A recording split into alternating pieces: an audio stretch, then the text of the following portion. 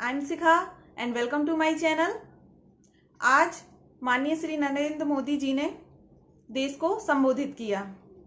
वैसे तो कोरोना काल से लेकर अब तक कई बार माननीय मोदी जी देश को संबोधित कर चुके हैं, पर आज दिनांक 7 जून 2021 को जो संबोधन दिया उन्होंने, उसके कुछ मुख्य बिंदु मैं आपके लिए लेकर आई हूं।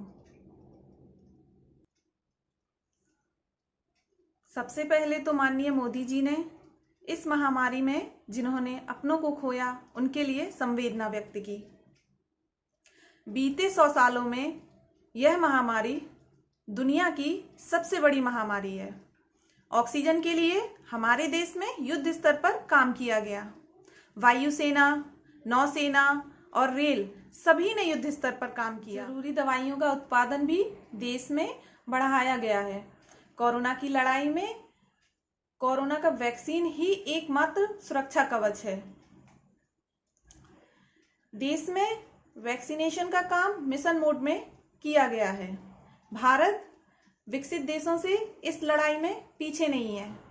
माननीय श्री मोदी जी ने बताया, उन्हें विश्वास था कि देश के वैज्ञानिक कोरोना का वैक्सीन बनाने में सफल होंगे। ऐसा उन्हें ही नहीं, हम सबको विश्वास था और हमें अपने वैज्ञानिकों पर गर्व है। देश में कोरोना के वैक्सीन की उपलब्धता बढ़ाने के लिए 7 कंपनियां वैक्सीन्स का निर्माण कार्य कर रही हैं और 3 वैक्सीन्स का ट्रायल एडवांस स्टेज में चल रहा है। वैक्सीन की उपलब्धता बढ़ाने के लिए दूसरे देशों से वैक्सीन लेने की प्रक्रिया में तेजी की गई है। एक्सपर्ट्स के द्वारा बच्चों के लिए भी चिंता जताई गई, तो बच्चों की 2 वैक्सीन्स का ट्रायल तेजी से चल रहा है। अब देश में नेजल वैक्सीन भी आने वाली है, तो नेजल स्प्रे से वैक्सीनेशन के कार्य में तेजी आएगी।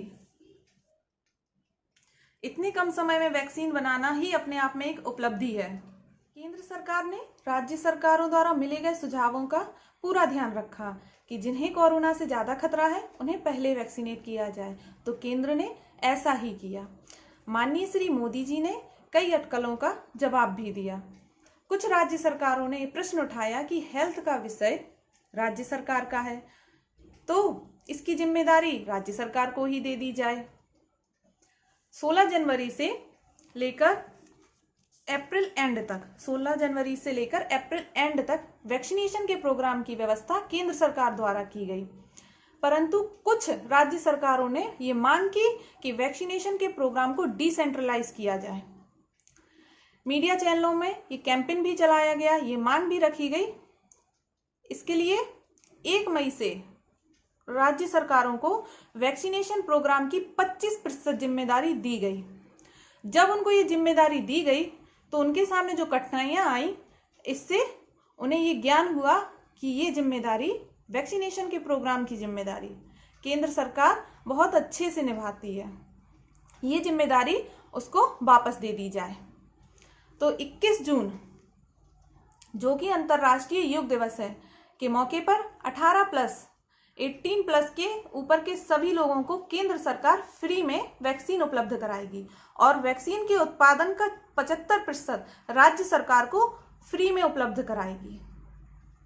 इसका मतलब केंद्र सरकार सभी को फ्री में वैक्सीन उपलब्ध कराएगी। अब बात करते हैं प्राइवेट सेक्टर की, तो सरकार ने 25% वैक्सीन प्राइवेट सेक्टर हॉस्पिटल्स को उपलब्ध कराएगी। भारत सरकार 25% वैक्सीन प्राइवेट सेक्टर हॉस्पिटल्स को उपलब्ध कराएगी, लेकिन प्राइवेट सेक्टर हॉस्पिटल्स में सर्विस चार्ज सिर्फ 150 रुपए से अधिक नहीं होना चाहिए।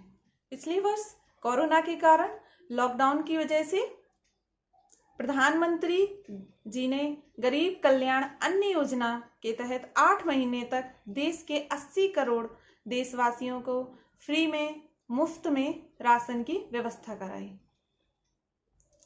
चूंकि अभी कोरोना की दूसरी लहर आई, इस वजह से इस योजना को 2 महीने के लिए यानी कि जून तक बढ़ाया गया, लेकिन केंद्र सरकार ने अब इस योजना को दिवाली तक बढ़ाने का निर्णय लिया है। ये वही योजना है जिसका श्रेय श्री अरविंद केजरीवाल जी अपनी प्रेस कॉन्फ्रेंस में लेना चाह रहे थे।